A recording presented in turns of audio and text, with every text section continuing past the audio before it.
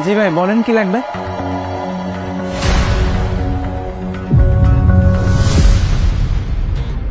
আরে ভাই কি করছেন আপনি এগুলা? এই একদম চোখ, একটা কথাও বলবি না। ভাই দেখেন আপনি এমনটা করবেন না, আমি কিন্তু লোকজন জড়ো করবো। তুই বেঁচে থাকলে তো লোকজন জড়ো করবি, তাই না? ভাই প্লিজ ফোন করে নিয়েন না, এই দোকানটা আমি অনেক কষ্ট করে দিয়েছি।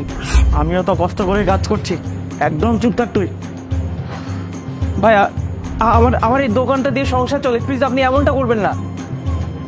এই ভালোই ভালোই বল যে তোর কাজ কোথায়, যত টাকা আছে সব বের কর। আমার কাছে কোনো টাকা নেই। তোর কাছে কোনো টাকা পয়সা নাই তাই না? এত বড় দোকান চালাস আর বলছিস টাকা পয়সা নাই?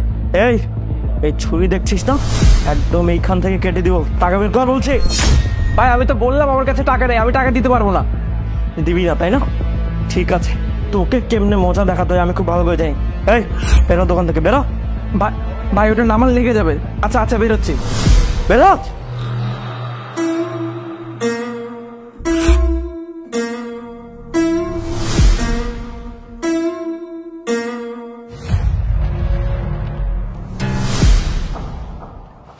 চুপচাপ দাঁড়ায় থাক।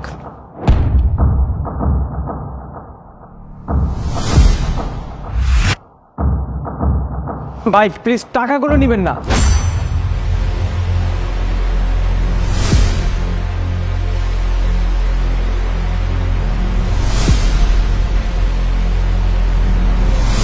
ভাই টাকাগুলো নিয়েন না। এই তোকে বলেছি না একদম চুপ থাক, সব টাকা নিয়ে যাও তোর। এই বাকি টাকা কই তাড়াতাড়ি বল। এই এই শাটার খোল, বাইরে আসলে কিন্তু মাথা না দাও। এই খোল বলছিস।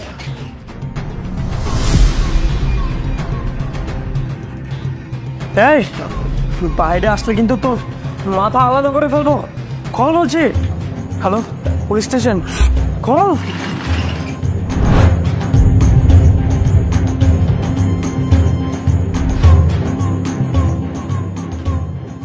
এখন আমি কি করব? ও তো শাটার আটকায় দিল, এখন যদি ও লোকজন নিয়ে আসে তাহলে তো আমি পুরো ধরা খেয়ে যাবো। শিট, ওকে কেন আমি বাইরে যেতে দিয়েছি?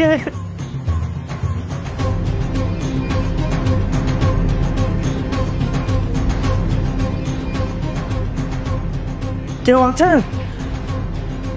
আমি না দোকানের ভিতরে আটকে পড়ে গেছি, কেউ শাটারটা একটু খুলে দিবেন ভাই? এবারে মতো শাটারটা খুলে দেন ভাই, আর কোনোদিন ডাকাতি করতে আসবো না ভাই।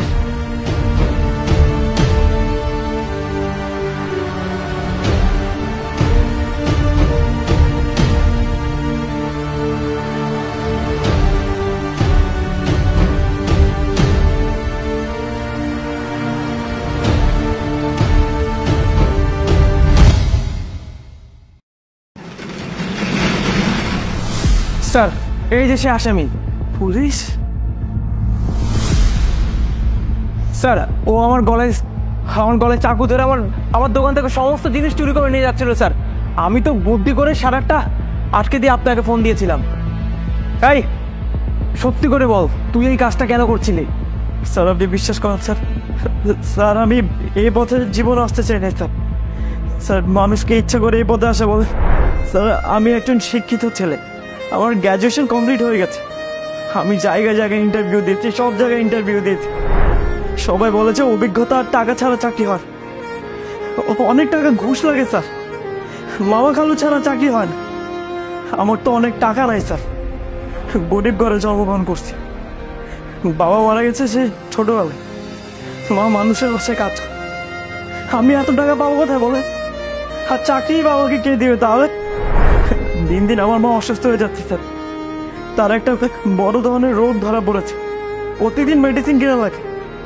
আমি এত বড় একটা ছেলে হয়ে মায়ের চিকিৎসা করাতে পারছি না, মাকে ওষুধ কিনে দিতে পারছি না, এর থেকে বড় লজ্জার আর কি আছে আপনি বলেন তো?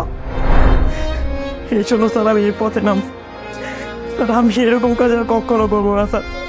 দরকার হলে আমি রাস্তায় ঠেলা গাড়ি চালাবো, তারপরে এরকম কাজ করবো না।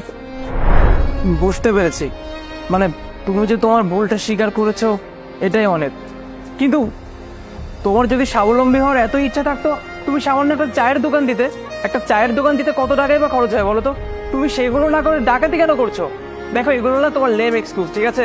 তোমার যদি নিজের পায়ে দাঁড়ানোর এত ইচ্ছা থাকতো তুমি যে কোনো ভাবেই হোক একটা কাজ জোগাড় করতে পারতে।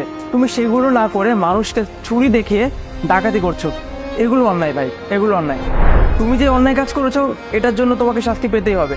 আমি চাইলেই তোমাকে ক্ষমা করে দিতে পারি, কিন্তু আমি সেটা করবো না।